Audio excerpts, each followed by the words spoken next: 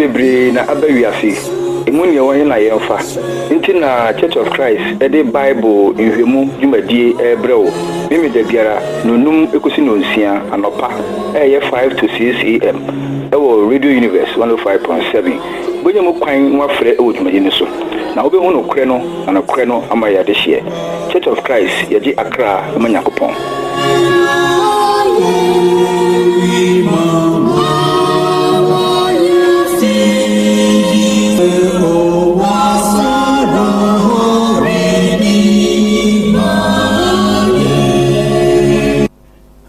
adofo no mne atiefo e mamunyina ache esama makwaba eba Church of Christ Bible nhwemu dwumadi eso Radio Universe 105.7 yedi yakopon ase so ahwe eso ama na wotwe akwapro abetu yibio yakopon edoye na sie ne ye kanidin mo ho etisen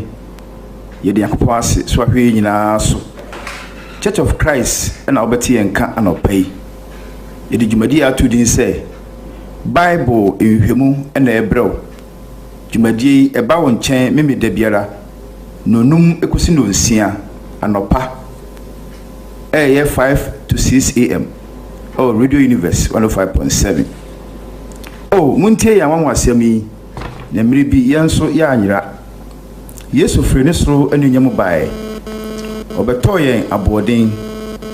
hwan na oje yen firi daira mu hwan se nyame ba no wasenu so eden na oye umawo wo he afi gidi se osoro holdi mayen nti maka ye ho enu nyina hwe baabu no mu na ne sayo no baabu no be kirekire ye be hu no kre no na no kre no amaya de hye yegina Petro hu edi kan ti enan yimudu ba akoso na dwumadi ebrew aye ka se so bi ka asemo a manen ka na se Yakopon asem so bi sumo a manen sumo se ifiri ahode Yakopon de mamu na Yesu so ahye Yakopon anunyam ade nyina mu ana nunyam ani tumi wona daada amen ahaye Radio Universe 105.7 ye frame Joseph Afuakwa mina ne dai ni Yakopon asem ebremu me enko agiranim ewo mpaibom kron hin asafiwa ade nyina sutumfo Yakopon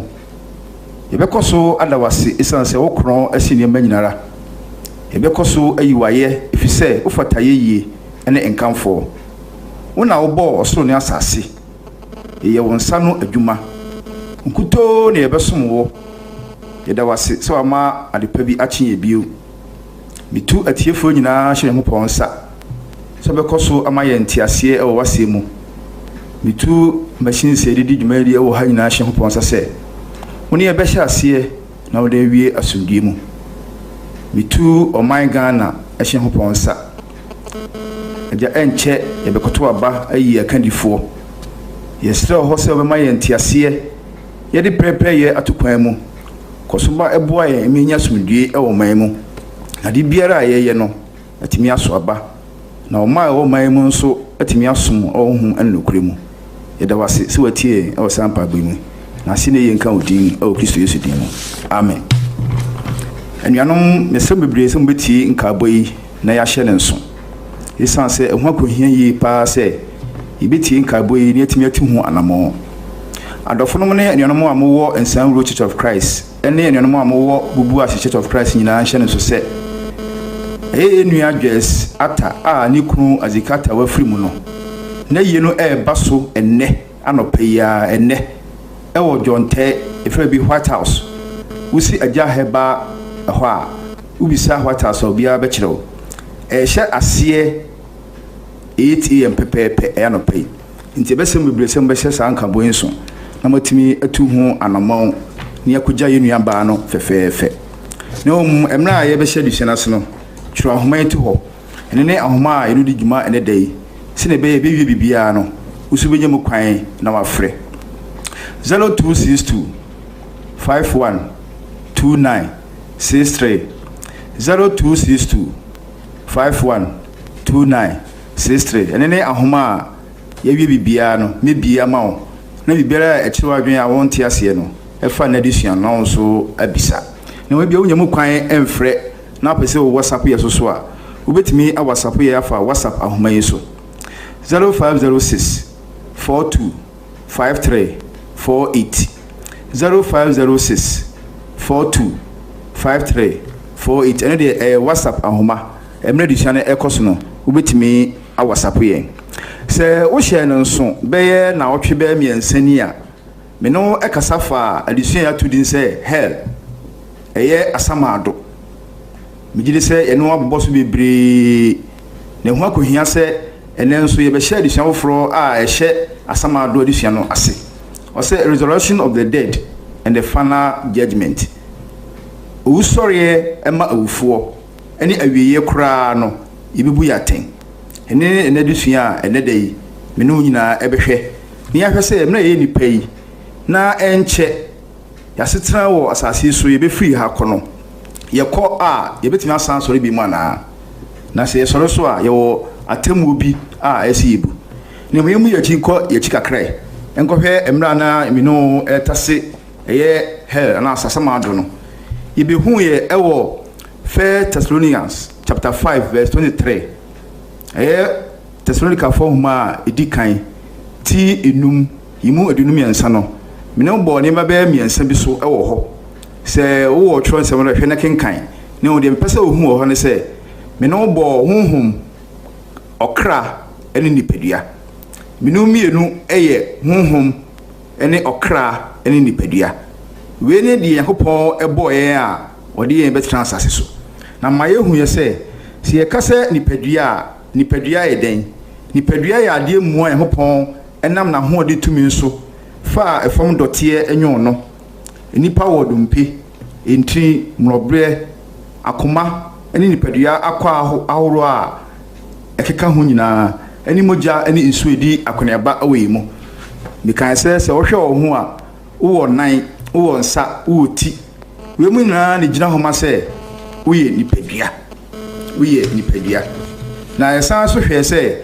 okra ayo nipa kra so ye adwa a ekuta atenka ahoro ene ahoira te se odo otan abufuo ne ahonkeka wotenka se obedidi anase nsikom edewo anase woni beba won so e wo kwan horo ibiri so misaka se onipa kra ewu yesa hwe se yeka onipa honhom a onipa honhom so ye ade a empro eno na enipa ene akra enkwa honhom no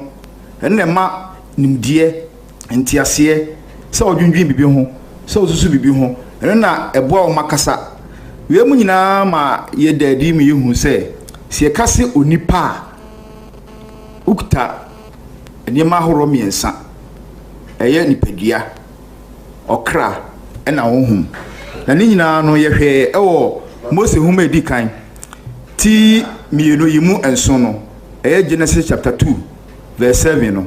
osina Yakobon de efom dotie nyu onipa na ohu enkwa home gu ni hunmu nipa beye okra tiasefo ne se Yakobon etusa na manwe se ne beye a menu mienu ye beba asase so nti kwa Yakobon fa so eboye no na nipa beye aso den etie Yakobon emra ne ba asa Yakobon kan se me honhom entra onipa mu enkosi daa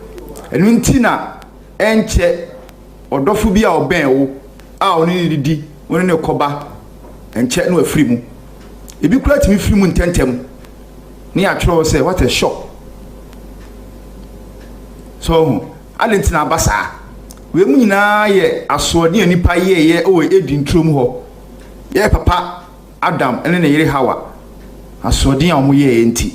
Yakobon ka se menkwa entra onipa mu enkosi daa we ne mehu se sesa na etie dia enkwa entra yemu ekosi daa no emi beba ebefiri asase so akọ na ebehu se ekọ hefa enne se ekọ asamado na hibu kasa ofeno shiu ene yiri kasa ofeno Gehana anase Hades no otachira se hell a ye babia nipa a awu akra ewo me hu sɛ onipa kra ene honhom no de ongu na honam a etie mu ene wu honam wi ene wu ne pro na yede bi yemfaton eye nwom tidu nsia yimu iduno a na yenkom sha David nyam enam nwom to so esafa Kristo hu ka se na orinya me kra asamado oma ohotini no ehum proye na yese asamado bi wo ho na mna Kristo beba sase no bi ewu no beko ho na esa se ne dwumadi a obedi fa nipa nkwaje hunti wanka asamado ho eni tira David ka se orinya me kra asamado na yese adasama nyina yebeko asamado adasama nyina yebeko asamado enti hye nso se si free hunam free mu a yebeko asamado emi bobo esu ahoro anase bia ahoro a se ne yebefre no ewa asamado yebo bisu se awufo asafo eno nso he mebusem ti adunu ba ko yimu dunsia no a eye Proverbs chapter 21 verse 16 no a wo kenkan obekiro se ehoye awufo asafo yesa hu yese eho so ye atimodinfo eno nso he Numbers chapter 16 verse 3 no a eno nso ebekiro we ye tibia horo a ye frɛ eye asamado na nia emane ye timodinfo no ye kyekire mu se asamado no ye omu nchemu mienu ye obia a eye paradisi ene ye obia a eye anyanyade ana Gehana eye anyanyade ye oboso ema wo hue ne san frɛ no se eye bia eye papa eno so hwɛ Numbers enyum a etoso dunsia yimu edunu a eno so be kyerɛw eno so eka ne na o ka se orinya mekra asamado no eho na se enima ewe mu nyina kyerɛ suba horo a ewo asamado ne sa frɛ no emudo deep na se eho mu kron so he Hiob chapter 11 verse 8 no a o se a crossing osoro den na obeye emudo sin asamado den na unim we mu nyina twamfoni akyerɛ asamado se ne hotie yesa frɛ no esum kabimu eno so pɛso hu asɛm a wohwɛ Hiob ana Job huma no ti edu yimu adunu ba kosi adunu mienu no so san hwɛ eye 2 Peter chapter 2 verse 4 Petro huma etoso mienu ti mienu mu na no a ɔse Nyankopɔn ama abɔfo a ɔyɛ bɔne no amfa wɔ ho ani ne mo ɔtongu Tartarus man a ɛkɔ esum kabinu mu so onkura won so ma atemuo na sɛ ɛhɔ yɛ bia a ɛna wo te ase na ɔyɛ kakabensɛm a yɛ ka hwe a wontie no wo da twɛn emi bɛba a ɔsɛ abɔfo a mo yɛ asoɔden a wantie Nyankopɔn asɛm no yɛde wɔn to esum kabimu twɛn atemuo no enti ɛmane nyɛ wotrum de sɛ wu a no wu a unwuye obetwen na temu bi da ho ema wo ena enche bia ye beba so na esan hu se eya fiase se wokosa ate bia ho a ye fiase ye nyina nim suban horo a wa fiase wone wo ho wo ho ya kipu a wa fiase ho ena so pese hu asem a eya 1 Peter chapter 3 verse 19 Petro hu medikan timiensa imudu nkron sa ate bia no so na oka asem kyerɛ ahonhom a wo afiase Yesu hu asem na oka emra Kristo kɔ asamado no okoka Nyankopɔn asem wo afiase we ni niema bebre a yebobɔ so ɛfa asamado tibia onipa ewu a obekɔ yesa be hu sɛ atenefo ne ademonefo ene wo sa bia ho ne kukasie ɛda wo ntem ɛma yɛde osikani eni ohiani bi hu asem a na Kristo aka ne ye kan se enye anansesem emoyade a esiye esan se Kristo ka abode ne ho no ye obaade ne nti onim bibia ahyase na wiye ne nti na otwamfo ni kire ye se ne tibia onipa ufiri asase Yesu kwa obekɔ hɔ nti ode kire se eye Abraham kukum ena ohiani Lazarus ene osikani no ekɔ hɔ se no so pɛso hu asɛm a eye Lucas empa tidunsia yimu donkron ekusi aduasa baako. Luke asempa ti dunsia yimu donkron ekusi aduasa baako no. Luke chapter 16 verse 19 to 31. Ohana so kenkan a obehu mfoni a Kristo etwaye efa biaya tibia ewo asamado. Si yehu we mu nyina hu se ye nipadua ye okra ye honhom na enche minu mienu ebefiri asase so. Se wodi eto wodi 100 o wodi 130 o wodi 10 o enfie bia obedi bia ne se ne tie bia no obekọ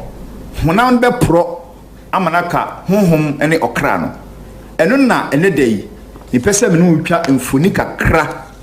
ehwe se resurrection of the dead. So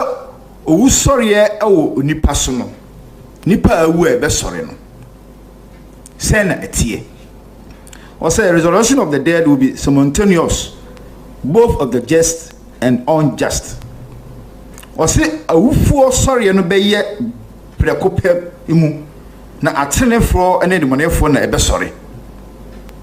Or say owu sori ebe ye prekope ensa obi ho. Or say won a oya demonefo ene atenefo nyina na ebe sori. Yenhwe Daniel chapter 12 verse 2. Daniel homano ti dumienu yimu mienu no. Na won awdeda efom dotie num no bebrebe nyane ebrim bekọ da enkwamu de bi nso aye ahohorade ne da achiwade. Yenhwe Yohane sempa ti enum yimu adunum wotwe ene adunum enkron no. John chapter 5 verse 28 and 29. Muma ye enye monwa efise edon no reba a won a wawu adakamra mu nyina betenene na wafiri adi. Na won a waye papa no bekọ enkwa usori mu. Na won waye bone no bekọ atemu usori mu. We kire se amunu ho a usori no ebeba no. Eni bonefo eni atenefo be sori. Na samo sori a wo se ebi be sori akọ enkwa wu sori mu. Na won ye bone no bekọ atemu sori mu. Ntonia de na wo dwen afasase me ho. Oda so ehoahoa wo ho. Etu anamo bi a kire wo se wo de uwa na wawu ana amane nye wo trimu de nyon ka hu se ye be sori wona na bi a wo kura wa meto no ana se unua bi a wo beto no ana wabusuafo bi a wa meto no ana se wabusuafo bi a wo beto nyina no ye nyina a yawu no ye be sori o se akatua e wo ho Emra ye be sori no osi obetua ye ka se odwumani akoye adwuma na wapon wo ye adwuma ma obi bosumi so a otua oka se wo ye adwuma ni yie a wakatua ebeye de se wanye ni yie so a se na wakatua ebeye nti ye hwe osi akatua bi wo ho eye owu sori enumu. And also Romans chapter 2 verse 6 to 16. Yen kan ni nyina nemum emna wo fie ana bebiara wo fa ho biara no betimi ato aso. Romans 4 homa timienu imu ensia ekosi dunsia no. Yehwe imu ensia no osna obetua obiara ka sede ne nyuma etie. Imu enso no wode dan kwa bema won a onam mapa hwehwe anunyam ni anidie ni ne empro ho wasetomun. Ose obetua obiara ka sede ne nyuma yeden atie. Na wo ode dan kwa esi won ani so nyumadie mu omo hwe Yankopon akira kwan no de obenya anunyam nidie a empro sika se bi empro a ye nyina anim. Ose akatua Nyankopɔn be mayen e wo yewu sorry mu no eyade a empro sanete de yenhwe eye 2 Thessalonians chapter 1 verses to 10 yimunsia no say ye enti a ye ti saa ne say etre Nyankopɔn fam say ode ehunhia atwa wo a hunhia ho no ka na mo a muhia anohia no de obema mo ne yen anya ahome wo Awurade Yesu Kristo anu ye a efisu ni mo one na bofo a wotumi no wo jaframa mu na ode awedie abawo a onim Nyankopɔn ni wo a wantie yen Awurade Yesu hu asempa no so na se atemo no eyade a wakyere opefe ase okoye exams ne de bibi ahintaw ewo answers no ho questions na ya bisa no answers ne ya hintaw wo ho nti wo na wo de wadwen eyi ano na nso efa yen adasama atemu ebebu ne de eye exams ayeye no wo de muayele nyina ka ho questions ne anu yi no nyina answers ne nyina no wo de ka ho amaye emre papa say etatete ebima koye ensohwe na pobi apie ya yesi atwam Nyankopɔn apɔ ne de wayi ni nyina di akyerɛw ye wayi di na akyerɛw sɛ ɔde Kristo ɛna asi hɔ sɛ wodi Kristo di a uwu a obɛsɔre enti yeni anu ye bia sɛ yɛbɛka sɛ ne yenim we de wɔda na di akyerɛw sɛ wo ti ase a nkwa wo mu yi sɛ wo firi asase yi so a obɛsɔre obɛnyane wo no abu aten no matembo no de emna wo te ase no de obɛyɛ a obɛdwane afiri atembo no aka kyerɛ wo ɔse di Kristo di fa Kristo asempa no ɛfa yɛ wo nase kanea fa ho bata Kristo esan sɛ ɛne ni a woyɛ a wowu achi no atembo ni ba obɛnya enkwagye ama okra ɔse de di mu ɛwɔ sɔre nipadua ne sɛ ɛbɛyɛ sonko ase yɛn nipadua a wasie no ɛwɔ adamra mu ɔse owu sɔre no nipadua a yɛde bɛba no ɛbɛyɛ sonko koraa ɛbɛyɛ sonko onipadua a ekura wo a ɛnu nti sɛ woyɛ ɔba a wo briti wo ho wo pa wo ho asiesie body no a body no enche ne besɛ no ɔse nipadua ɔde bɛma yɛn wusɔre akyi no ɛbɛsen saa nipadua yi nti sɛ wanamo a wotu a enye fa onipadua ho a hwɛ ho yie na yɛn sakraye esan sɛ mbɛba a honam yɛ a wode wani asi so honam yɛ a wode sika yɛ ne kyepɛ na wo sɛ ne betimi ama yɛ hu sɛ wode wɔ hɔ no ka hu sɛ bɛsɛ nti ɔse nipadua no a ye honam ye besie yi honhom ni padua no be soronko asen no ye hwɛ ɛwɔ 1 Corinthians chapter 15 verse 53 and 54 Korinto fo homa edi kan tidunum yimu adunum miensa ne adunum nan no na esese de epro yi hye de empro no na ne ewu yi hye ne engu na se de epro yi hye de empro na de ewu hye de ewu a eno na asem a watwero no beba mu se wamene owu akosi daa na se ye honami ebepro na ebenya honam a echen honam ye atimu yi na se eno de empro na owu a obefa yen kɔ no obemmene sa owu no akosi daa na owu eni wo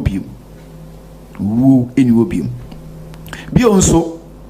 imom ahyanso a ene wo kwaku ana kwabra ana kwasi ana amma ana sa adwoa no eno de ebe wo ho eda so ye wo kwabra ana kwaku de ti ameka sa ne se twani ehwe asɛm a Kristo ka fa osikani ene ohiani ne ho asɛm no a na edin a ɛda osikani no so no ɛwɔ hɔ edin a ɛda kwaku no so ɛwɔ hɔ anaasɛ ohiani Lazarus na ɛwɔ hɔ ɔsɛ saa edin no ne nneɛma no deɛ ɛnsesa honam ni deɛ bɛsɛe sɛ bɛsesa na meduru hɔ ne yɛmfrɛ me Kofi ana yɛmfrɛ me kwaku biemu deɛ a ɛne na menni ne ɛkyerɛ sɛ me na bɛtena asase so Bible no sɛ ɛno deɛ ɛnte saa ɛno nso yɛnhwɛ ɛwɔ 1 Corinthians chapter 15 ɛyɛ Korintofo homa a ɛdi kan ti dunum yimu aduanan mienu kɔsi aduanan no ɔsɛ saa nso na awufuo sɔreɛ ɛteɛ no odua ne deɛ ɛpro mu wonya no deɛ ɛmpro mu odua no animguaseɛ mu wonya no anunya mu odua no mmerɛyɛ mu wonya no tumi mu odua no honam nipadua mu wonya no honhom nipadua mu sɛ honam nipadua hɔ yi honhom nipadua nso wɔ hɔ so Nyankopɔn de asɛm wei a yɛ hintasɛm na ɛka kyerɛ wo sɛ nipadua a ɔno afa afam dɔteɛ ɛnwo no no a ɛnkyɛ ɛbɛfiri asase so no ɔse yɛ honhom nipadua wɔ hɔ yɛ honhom nipadua wɔ hɔ nti yɛfrɛ me Kofi a honhom nipadua wɔ hɔ na saa honhom nipadua na ɛwɔ hɔ no ɛna ɛsɛ yɛtu anammɔn esiesie yɛn kwagyeɛ no ma no ɛmɛ yɛhyia meka sɛ yana yɛyɛ insurance ɛma yɛdwapadeɛ ɛne nneɛma bebree yɛhunam nneɛma yɛyɛ insurance ma no sɛ ne bɛyɛ a atoyɛ nkyɛm tu yɛn a yɛbɛnya ho mfasoɔ a yɛmmerɛ na wadwe ho pɛn wasusu ho pɛn sɛ wosiesie insurance ama honhom nipadua na sɛ wofiri asase yi so kɔ a sɛ na ɛbɛyɛ ɔse deɛ ɔsɔre nipadua suban tie nie ɛbɛyɛ honhom chapter 15 verse 44 Korintofo homa a ɛdi kan ti dunum yimu aduanan no ɛno nso kenkan a ɛbɛkyerɛ wo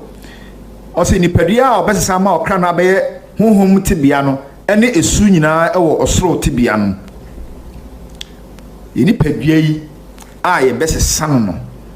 yɛbɛnya ɔsoro nipadua no anaasɛ honhom nipadua no ɛyɛ ɔsoro tibea ɛyɛ honhom asɛm bio nso ɔsɛ anuonyam ɛne deɛ ɛmporɔ ɛne tumi mu yɛsɔreɛ no bɛyɛ anuonyam ɛne adeɛ a ɛmporɔ ɛwɔ tumi mu yɛbɛyɛ te sɛ Kristo nipadua a ɔhyɛ no anuonyam no Kristo ba asase so no bɛfa a honam etu ne ho so no ɛmmerɛ a owuiɛ no ɔsɔreɛ no wampro ɔsɔreɛ saa nipadua a ɔde sɔreɛ no yɛbɛyɛ sɛ ɔno ɛno nso pɛ sɛ ohu asɛm a ɛyɛ Philippians chapter 3 verse 21 ɛyɛ Filipifo homa ti miɛnsa imu aduonu baako no ɛno nso ɛbɛkyerɛ wo tibia a yɛbɛyɛ ɔse na ɔno na ɔbɛsan yɛ yɛn nipadua a wabrɛ no ase no yie ama no ayɛ sɛ anuonyam nipadua no sɛdeɛ ne tumi a ɔwɔ no yɛ adwuma ahyɛ n'aseɛ kyerɛ sɛ ɛbɛbrɛ nneɛma nyinaa ase wokenkan hɔ a saa na ɛka bio nso ɔsɛ ɛyɛ adeɛ a ɛmporɔ nipadua a yɛbɛnya no ɛnyɛ adeɛ a ɛbɛporɔ honam nipadua deɛ ɛbɛporɔ na honhom nipadua no deɛ ɛmporɔ ɛno nso pɛ sɛ hu asɛm a ɛyɛ adisɛm ti aduonu baako yi mu ɛnan no ɔsɛ na ɔbɛpa wɔn aniwa ne suo nyinaa owuo ni hɔ bio na werɛhoɔ ne esu ne yaw nso ni hɔ bio kaa nneɛma no nyinaa atwam ɛnnɛ ebi a asɛm ato usu bibi ato obi ukusu no yawdeɛ bi aba ɛwɔ busua mu nti ama awerɛhoɔ aka obi a ɛyɛ honam mu ne nya saa tinkan nyinaa o ɔsɛ honhom nipadua a Nyankopɔn bɛma yɛn no de ɛmporɔ ne no na ɔsɛ ɔbɛpepa yɛn niwa ne suo nyinaa yɛntwɛn nkase yɛbɛwu ɔsɛ owuo ni hɔ bio na kan nneɛma no nyinaa twam mmerɛ a woha dan na wo mmerɛ aso na wodwendwen kwan bɛfa so atua wo dan ka o ma ɛkɔ school adwendwen ne nneɛma a wobɛfa so ɛnkyɛ bia ɛbɛbie school wodwen ho ɔsɛ yɛnya honhom nipadua no a saa adwendwen mu nyinaa twam adwendwen mu nyinaa atwam ɔsɛ Kristo sɔre di adanse pefee na ɛkyerɛ yɛ mu yie man and crofo. Christo who sorry no and a di adansie say who sorry ho. Falasi for and it's a di for no omonyi ni say who sorry ho no. And pay be only Christo share no more son ahwe. Omo de obi a obetra asase so no worry na anche no wuye o mamamre mu no se unua e ware na se unua be ma ne wu a ni nua ne dina de no ware na yire no omo kan se owu sorry e wo ho ampa onipa o ware asumasi no wuye na ni nua be di ade no so ware no wuye ne to aso a be ye enso no owu sorry mu no hwan na ebe ye oba no ekunu and this guy say owu sorry mu no ye ma ware ho na say owu sorry e wo ho na ye adwen ene ni padua a yetimu ho nsusuye nti ebi kura timi ka say yankopon amfa efom dote ne ball yen ono fe say bibia ye normal e ma no nti ene okasa ebi so owu sorry ni ho ma yan sorry ni ni di ena 1 Corinthians chapter 15 verse 9 okay 1 Corinthians chapter 15 verse 19 and 20 no o se enkwan yi monko ene ye wo Kristo mu aniza so a ene ye ne nipa nyina mu mobrofo nanso afedie wanyane Kristo afiri awufu mu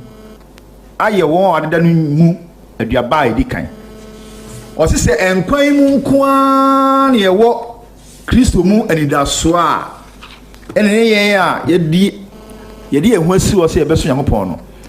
ye na ye mobokra esan se enije die niema bia esu se wasase esu no a ye fa ehu nhemu ati Nyankopon asem no wan fa ho anhemu na se wu na won sore dia o se wo ye Kristo ni a wo na ye mobokra enso ntisa o se Kristo ni owu sore no e ma won obesore nyina ona odi kan e sore nti we e kire se Kristo ni owu sore no a se yitu anamo edinachi a one ne adanse pefe Kristo sore di adanse pefe na e kire mu yie ma ne nkrofo afi se Kristo sore asi ginaye a kire de edimu ni tumi mu ne agedie a ye ka ho no ona magedie so begie afi nipadua ni mu Kristo ni obi a oye ye wu sore adanse hoken kan Roma 4 homa Timothy imu edunum yansana obekiro o se enye enonko na emom yen a ye wo ho aba edi kan a ye ne honhom no nso ani yesi apini mu bre a yiritwa yeretwa dindin de se obeji yen aye ma no di a onam agedie so beji yen afi yen nipadua mu no so Kristo ni obi a owo sa tumi no obeji yen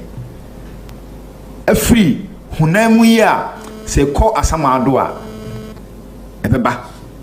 o se Kristo sorry edi adanse pefe na ekiremu yie mane manfo afi se yen kroye ende ehia para eka ye ne Kristo bom Kristo ni owu sorry ampa na isa se ye ne wa yankofa ye ne bom nti ene de niema we mu na eka ho eno so pesu hu asemo a eye Korinto fo ma edikan tidunum yimu adunu baako ene adunum yenu no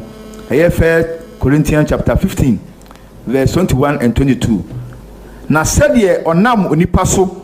na owo baaye no sara na onam onipa so na owu sori enso beba na sede obiara liwu wo Adam mu no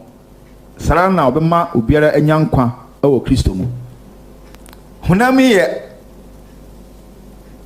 Adam honam ene Yankopon fa fam dote de nyon no enu mu na ye nyina afiri o se no de e mankwa o na ebewu a ebepro na Kristo ni obia obema obiara enkwa eye 1 Thessalonians chapter 4 verse 14 to 9 no osina se yewo gidie se Yesu wi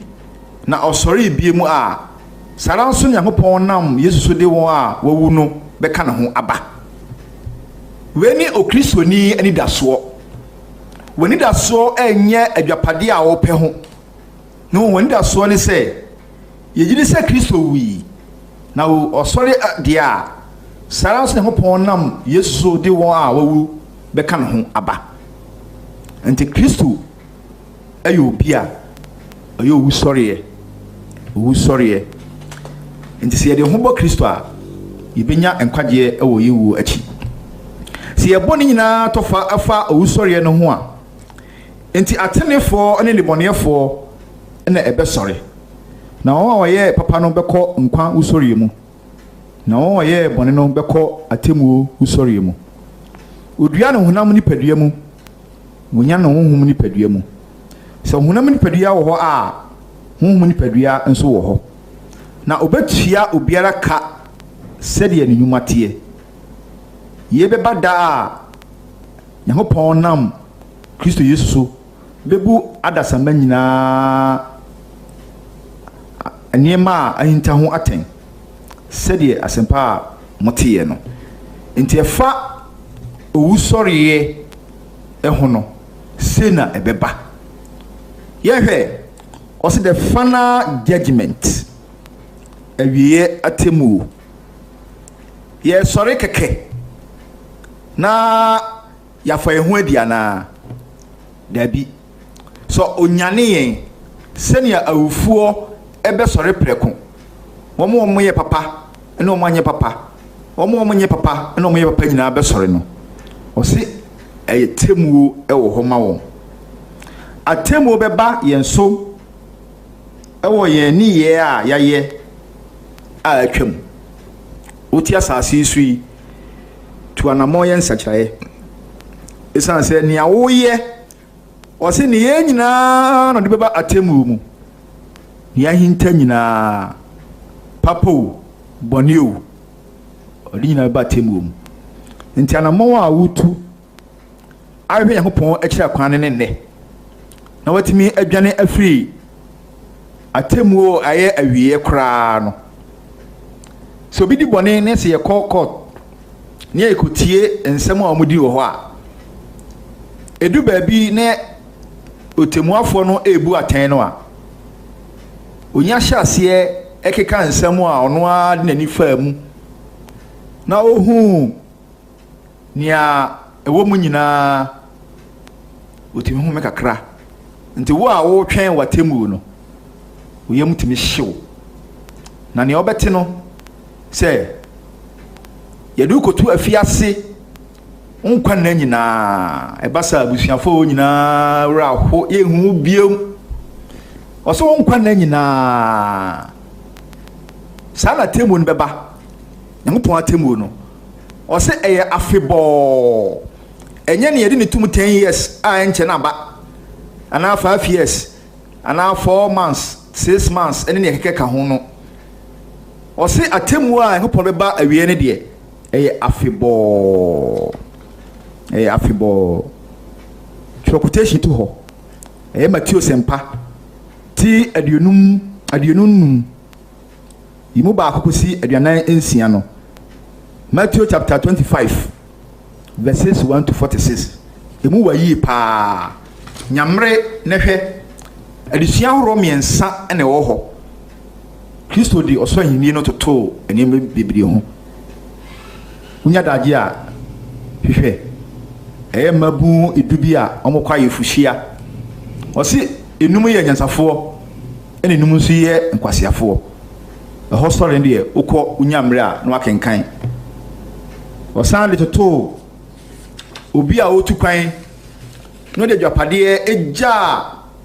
enkrofo be miensa omabidu omabinum omabi baako ho story so wo ho ni nyina fa awieye atemu ebeba no ho eno ne ni twato sa biaye no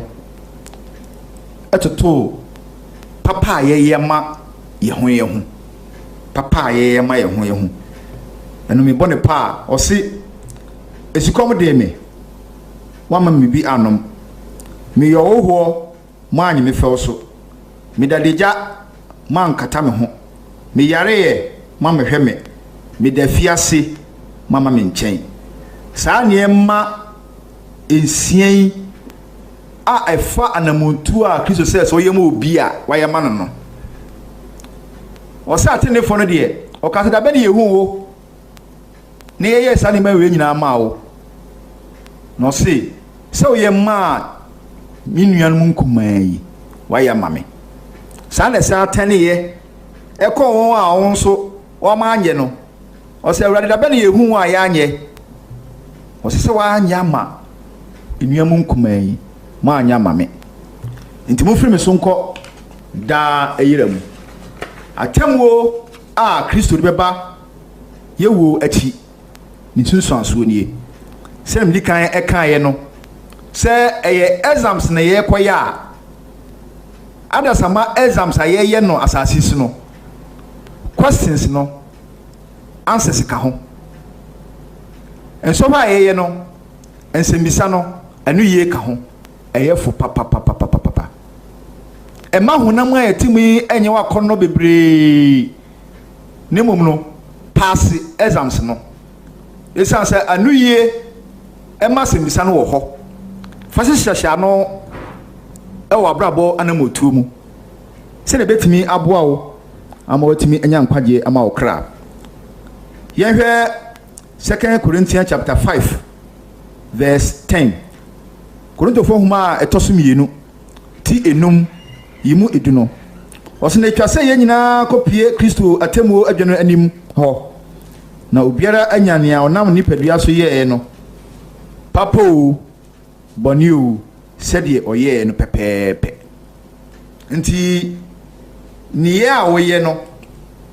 yana empem bebre no asɛm bitimi yɛ me na kakra nti atiefo mommoa me anaasɛ yɛnhwɛ sɛ obi awu na afei na yɛyɛ bibia kyerɛ sɛ yɛsrɛ ama no ɛyɛ mama yie paa o ɔse atiasefo no deɛ onim sɛ ɛyɛ dan a obewu na ufo no deɛ onim hwee emra enkwan wo mu ne dai ɛna tuanamo sɛ exams a wodi nipadua ɛyɛ questions ye wo mu answers ye hopo de ma free say yano nenya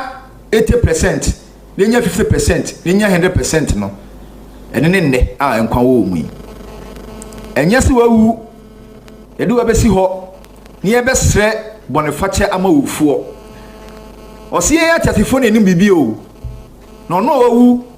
a ene memere ye kosie bi num yi ɔso no de onimo hwe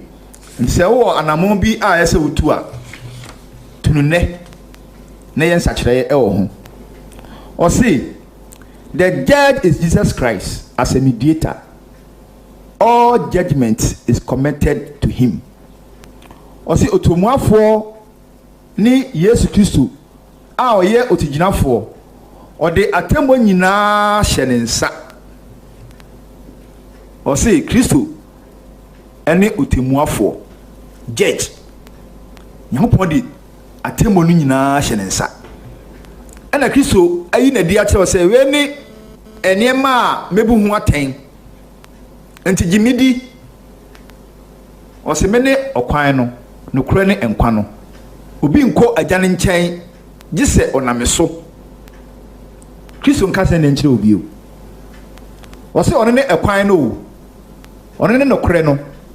ɛne enkwa no obi nko agya ne nkyɛn gise ɔname so enti ɔse Kristo ni otemuafo a ɔyɛ otiginafo ono obu atan no osan gira wachi kyerɛ wo sɛ yesei na wa matemu mu ɛfo papa enti yehu Kristo a yentu anamo ne ni Kristo achi yen sakira yeso behwe Kristo achi akwan na watu anamo no asomafo nyuma tidunso yimu aduasa baako no Acts chapter 17 verse 31 ɔse efise wayi dabi ato ho a onam obrema wayi no asi ho so bebu wiase aten treni mu ona wa ma no asɔre afiri awufuo mu di adanse se nipa nyina nyi no ni emra Luka etro sa asem yi no na Kristo wuko ye hwere Kristo nso tiata so kan ye ehwe sempa ti enum yimu adunum yenu kosi adunum enso no John chapter 5 verses 22 to 27 22 no na agya no mu obiara tan na mmom ode atemu no nyina hye oba no nsa na wama obiara di oba no ni sede odi agya no ni no de onni oba no ni no ni agya no a osoma no ni ukto aso kenkan a ebe kyerɛw na se atemuo a ebeba no otiginafo a ode questions no answers nyina maye no ene Kristo ono na ehopon de atemu nyina hye nsa we Kristo ni mu asem emna wo asase so kan ye se agya no de tumi nyina atemu nyina hye nsa na agya no mu obiara ten ne mu yubebu aten no ene Kristo yubebu aten no ene Kristo si ehwe adisem tiba ko yimu nso no a adisem tiba ko yimu nso no hwe onamrunkum reba na ani nyina behu no na wo no mpia no ninti asase so musiakwa nyina bedi areho asu amen oje so se amen o se munkum na Kristo nam beba na ani nyina behu no impo omo de pia ene anya de ye no enyina behu no na areho kese ne beba sada no areho kese ne beba sada no nti anamo be na wutu adwane afiri saa tibia yi mu anamo be na wutu adwane afiri saa tibia mu odi Kristo aye otiginafo se onwie ne eka ho nyina ene se odi enkwa a odi bema onipa a oye setie ma no adadi pefe na wato atamfo nom ne wo a wantie na wanyina ni nyina agu daira mu na ni nyina mu no tene anu nyam aye adwuma awo ni die mu wose Kristo ne otiginafo no oni ahopon de bibia ahye ne nsa bibie ahoma no na onso bibia ra eche wadwe no be wo se memfansie na da bi bai meto aso ne mu no hye nso se nipa nom a obebu waten no ene se hwam na bebu waten Adam asifo nyina enka ba kompo Adam asifo nyina jese bia baka se memfiri Adam mu enso enye possible ye nyina afiri Adam mu nti ye nyina no bebu yaten ye nyina no bebu yaten bibie ahoma no na won so bibie ra kire wadwe no wo bisa 0262 51 29 63 betimi afre bibie ra kire wadwe 0262 51 29 63 enene ahoma bibie ni sisi a hello ma wachi ya flow say nakata free fa ajo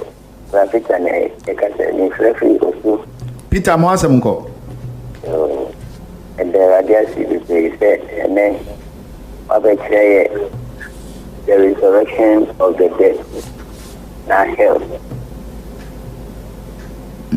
who can never be free what man's positions be free the medical one of you say and time na nipa you say nipa owu ana owu na enem me yanka nyankopon din da say wanam social amaya hu say nipa Jeffrey Adam mobile dan so na ye aye wo Kristo mu the way me that so say that ebe nyani na ye Kristo kai ewo ye Paul kai ewo 1 Thessalonians 4:16 Elcon. Okay. The Lord himself shall descend from heaven with a shout, with the voice of the archangel, and with the trump of God. And the dead in Christ shall rise first. ya yewo Christu ye na ye be story incarnate the way and that so be the man Christu for say ye wu a ye wu ye and that so okay na oka me do yo Peter ye da se pa why afoforo wo sunti why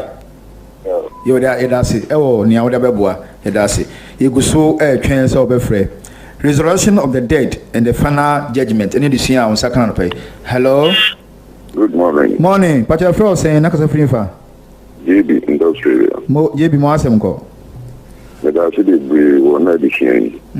Na dia ba ko akire ma din a me kan say quotation a me ntiasie. Na be so church ni pa ama me na ntiasie. Fa. 1 Corinthians 15:19. Adi ese oba Kristo mu a o wonkwa o do hu se Kristo ma o wonkwa na fe die den na fe ene ni da so ye den na fe die yen ya di Kristo di na ya gbasu ya ba be mu ye nkwa afi die ye mobrofo menti afi papa ti pate anu atetu yo mate me hwe no maka ho asem e da se so afre iguso twen so be frɛ 0262542963 ene ahoma obetimi afresisi a se bibiara e kiri wadwen se owusɔre ene atemu ebeba yewu achi ene ne edison a ye hwɛ ne ne hello ma wache ye frɛ sen nakasa frifa good morning patodi ni sen pate fela Abu Salam e ceremony okay Abu ma asem nko ma asem ne se emreto ya na Yesu eyi ne ho da ye mu de kira ne na me ye se me jai entremotion akọ asare but ma wo fu na se omonti ate ba na no pe wa se ma kan che se wo be fa Yesu no wo na obenya asura hima akọ ntina nta se se and se wo ho no na se wa fa Yesu there is offer different asumbia anya dia atemu da no obenya nyankopon che akọ ma se mbisa no ayo mate Abu meyi wa no why e da se so afre okay yeguso twen so be frɛ 0262542963 ene ahoma ma bi ni sisi a bibia a kire wadwen obetimi afrɛ abisa na yeyi wa no fefefe owusɔre ene awiye atemu ne desua on sakana no pay hello ma wache frɛ o sen nakasa free fa ya frɛ o sen Anan. Ne anofai sumia ntujumu achechum amame miaje pa mo ko kobe mpujo Kristo mwa wa dikesi nemi wa dinki like abiachi imagine kaka umuze so uwa nasa ninkan bizika ade ye chitaka te saika baje kamidi yaje nite na de uwa nensa etije ubie wo ni daso ndi akare ko ndi kini ache ama kitu yitimi aduna na like mesmaden okay se edase se ubie wo wu yebetimi asra mana na yeah okay edase iguso etwa so be frɛ 0262542963 ene ahoma ma bi ni sisi a bibia akire wadwen no betimi afrɛ bisa ene ya hwɛ owusɔre ene awieye atemu bibia akire wadwen obetimi afrɛ na yehu sɛ Kristo ni obi a se yɛde ho bɔ no a yewu a yewonda so sɛ yewon kwa ɛwɔ yewu achi se bibia akire wadwen obetimi afrɛ abisa 0262542963 ene ahoma ma bi ni sisi a bibia akire wadwen no obetimi afrɛ abisa sɛne JB okaye no migide sɛ me kasa mu no epie mu ema me boso kakra na ayisa hu be hia sɛ me sense so me for freni hello ma wache frɛ o sɛ na kasa free fa acho midinde ana no kasa finu wa ana foforo ana foforo kasa finu wa nwa okay owu sorry tembo no de me say Daniel chapter 12 verse 2. Now the sign was John chapter 5 verse 28 and so on. Say my boni na so. Thank you. Nina mniha apena mamba mko night. Mo. Na eya bebre kaisha ni pa uwa ni wo. Atimbo ho me. Atimbo ho me papa. Kina mami ngaboni mase. Uyani baba. Ewa bebige. Mo oni yede. Ya baba beina no. Kamipra baba. Entani baba. Ebrepo baba ni ya furina. Awufu besori wadi awu popo. Bepie obiara baba. Beina no. Ampa. Ede. Nyamesom yede. Enti esi etu anamo. Yeda ase ana. Amen. Yeguso yeda ase. Yeguso hese benya ofili ba ko etwa to a nam de ofili dwumadi number awie 0262552963 ene ne ahoma mabie sene owusore ene awie atemu no ene de sua ahonsa kana no pai ma nwie ni nyina memfa ofili ni etwa to. Hello ma watin ye flow sen nakasa frifa.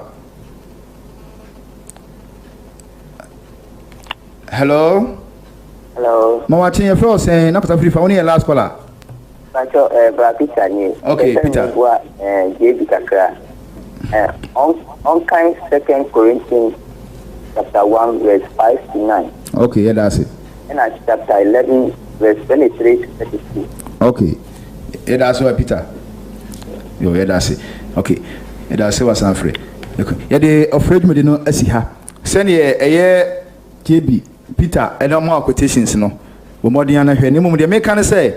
send a trust some can say enkwan yi monko ara na ye wo Kristo mu ndaso a ene ye ni nipa nyina mobrofo asetiawa ne se si Yesu se yaseten ye di ye ni hui eno nko a na ye abrabo ni nyina ene ni ye Kristofo no ye na ye mobo ade ntira edu kwasia da wo se wo mre ekotuntum Yakopon saa kwasie da kro no a na obi ginani e okwan horo obi so entare a enya amanfo hye unhye bi enema bi a emfata a Yakopon kasetia no mfa nwura mu bi wo de wodi hu asiwo se oboso Yakopon ana o ka se nkwan mu nkwa na enida so se ye wo nkwa de a ene ne ye ne ye mo bokra sa no peso o kire ana o to aso kan se nanso afa die wanya ne Kristo afiri awufuo mu aye won adeda no mu aduaba edikan na se oba Kristo mu a nda so a ho ma won se owusore wo ho se ne tie bi ebewu ene de eye must yebewu ne yewu achi no owusore wo ho eti omo gi wo mani ebo abrabo bia no ewa wieye ndi ye Kristofo a mayenren ho ne oyintu anamo se ebedi Kristo achi ena abu nso wasama wo kan se awofo se osoma awo mu no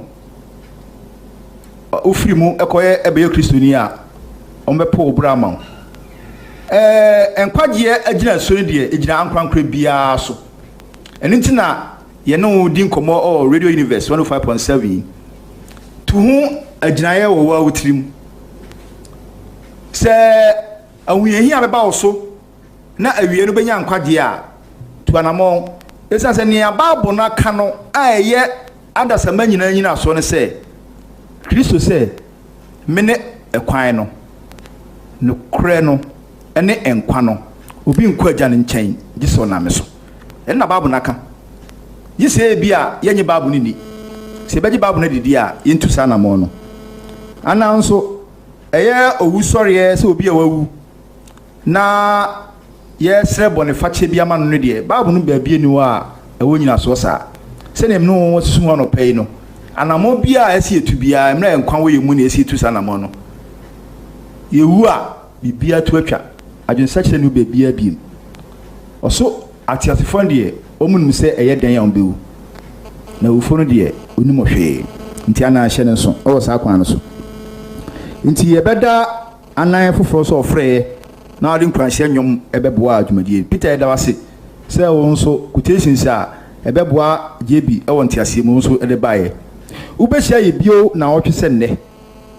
nonum ekosi no nsia anopa oh Radio Universe 105.7 na san me san bibia app no ne sem bebre mi sasi nkabo esu biom adofo no ne anuanom amowo Church of Christ wo Nsan Road eni anuanom amowo bubu as Church of Christ ni hye no so se Yankopon pa nne ye nua just ata a ni kunu azikata wawu no ye na yie enne baso ewo jonte White House usi aja heba yimse mu amonamo nsan kwan so no unim usi aja heba ubisa White House wa ubon se ye hu senchene kra wo ho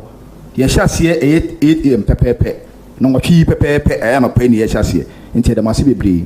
Church of Christ ema munyina atibio esam monity adomne asumdie a free Yankopon ene Awurade Jesus to enka munyina o Kristo Yesu dimu amen ye free ha obetimi afre me e wo ahoman so adesua aka kire wo ncheche munyina obetimi afre ni akoso asua 024 321 9844 024 321 9844 obetimi so akọ Facebook akọ Church Radio adesua yesu nyina ya to so obetimi asa atie biom ana obetimi asra Church of Christ for ben wo ye beda Dr. Carl ase no chichi ma fini fuma ema yen eni atiefo nyina se moye aso ema Nyankopon asem ye frame Joseph Afuakwa mina mde Nyankopon asem ebrewo ye be hia mu bio na otwe se ne Nyankopon tina ni mu ma nyina amen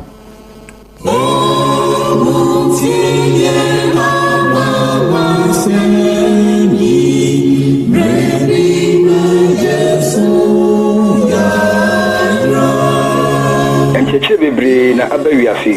emuni wonye na yemfa nti na Church of Christ ede Bible nhwemu dwumadie ebrewo mimi da biara nonum ekosi nonsia anopa eye 5 to 6 am ewo Radio Universe 105.7 bonye mo kwan wafre ewo dwumadie ne so na obehu no kre no amaya de hye Church of Christ yaji Accra Manyakopon